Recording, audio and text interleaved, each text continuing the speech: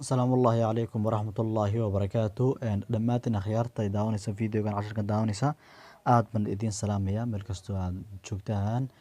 casharkeenu maanta waxa uu ku saabsan yahay sidee wejigaaga ugu qoslin kartaa duqna uga dhigi kartaa una qurux badaysin kartaa ayuu maanta casharkeenu ku saabsan yahay hal application kaliya lagaga baahan yahay oo loo yaqaano face app hadda waxaan idinka tusayaa play store kan idinka tusayaa play store ka markaad soo kaciso waa kan application ku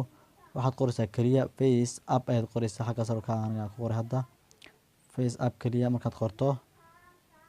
face app markaad qorto waad soo soconaysaa kaas weeye face app uu ku qoran yahay markaad soo dejisato application-ka open ayaad oranaysaa application-ka open marka aad application-ka tiraahdo hadda markaasaan idhaahdo sawiro badan buu soo saaraya mar rabo sawiro ayaa igu jira kale igu jira fara badan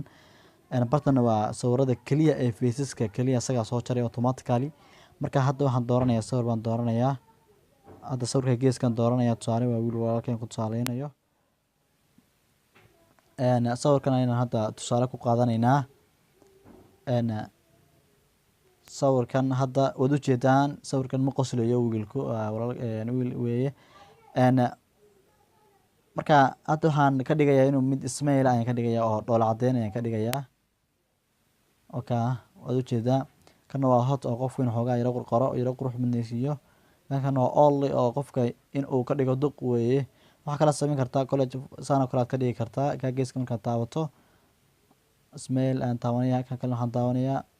only baan taabanaya kan kalena hot ayaan taabanaya hadda waad ujeedaan sawiradiisa qaar ka mid a uu qoslayaa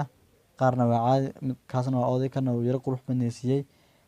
application waa application aad u fiican weeye كل حنا فيليا كل إنت كفاية استنتان كل فيليا aad baan idin salaamaya waa anigoo ah Cabdulcasiis Yuusuf Maxamed ku magac dheer Camraan